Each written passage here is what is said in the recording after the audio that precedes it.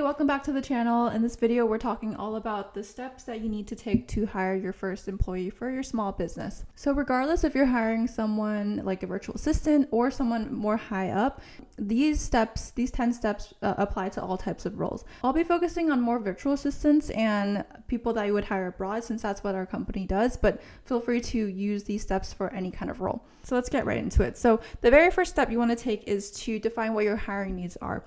You want to know what the job title is and what the responsibilities are for this role. So what you're going to be assigning to this person. You also want to know about what are the must-have skills that you want this person to have and what are some more preferred skills.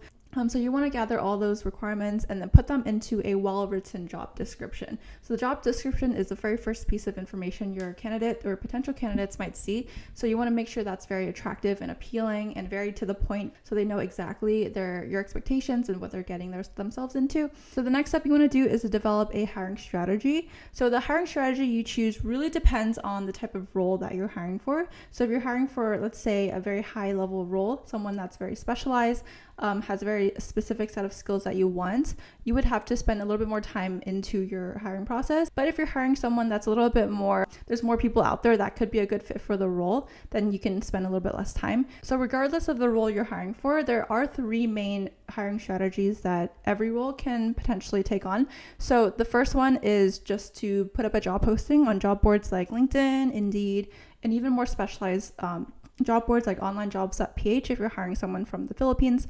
So some of these job boards do allow you to post for free, while some other more specialized ones require you to pay something up front before you can post a job. And if you're hiring for someone a little bit more specialized, you may want to boost that job posting so that you can get more eyes on that posting. So another hiring strategy is employee referrals, or also look through your own network. So this is a really good strategy. You usually are able to hire someone much quicker through this method. But the downside is that you usually have a very limited network and you can't reach the massive pool of candidates that are out there.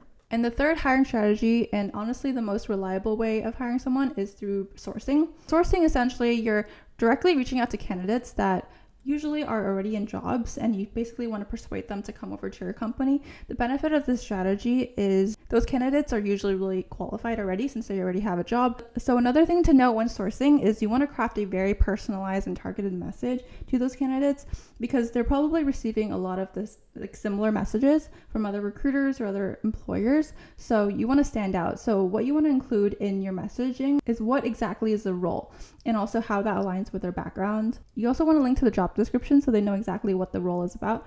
And you also want to include a rough salary range. So there is a 4th hiring strategy, and this requires almost none of your time. And this is outsourcing the hiring to an agency. The agency takes on the responsibility of screening candidates, reviewing the resumes, all of that, and then brings you the very best candidates. So after you have determined your hiring strategy and have implemented your hiring strategy, now you want to screen the resumes that have come through. So there's a few things you want to know when you're looking through the resumes. The first thing is to see if they're a frequent job hopper. If they are, that may be a sign that they're not very committed to one company. You also want to notice if there are significant gaps between their job employment. And of course, you want to see if their skills and their background is a good match for your company.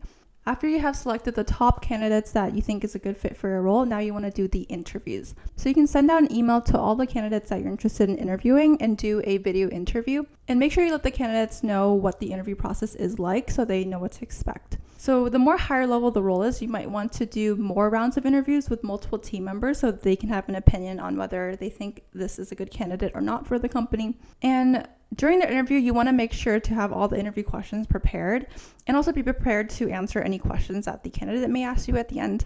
I would also recommend sharing a little bit more about your company at the start of the interview or at the end of the interview so that the candidate can be excited for the role, especially if they're kind of a more passive candidate. And for some roles, you might want to do a candidate assessment test just to see how they work and if their skills are a good match for the company. And very, very important, you want to make sure that the candidate gets compensated for their time. Usually this test takes a few hours, so you want to make them feel respected for their time. After you found the best candidate, you want to send them an offer. So make sure you send them an official offer letter via writing and make sure to highlight like the salary, the benefits, and the very last step is to onboard this new hire. So it's very important to have a very structured onboarding process so that the candidate knows what to expect and what kind of tasks they have for the first day, first week, and also first few months of work. And that's it on everything you need to do to hire your first employee. If you have any questions, feel free to message us and we will be happy to get back to you. That's it for this video, and I'll see you in the next one.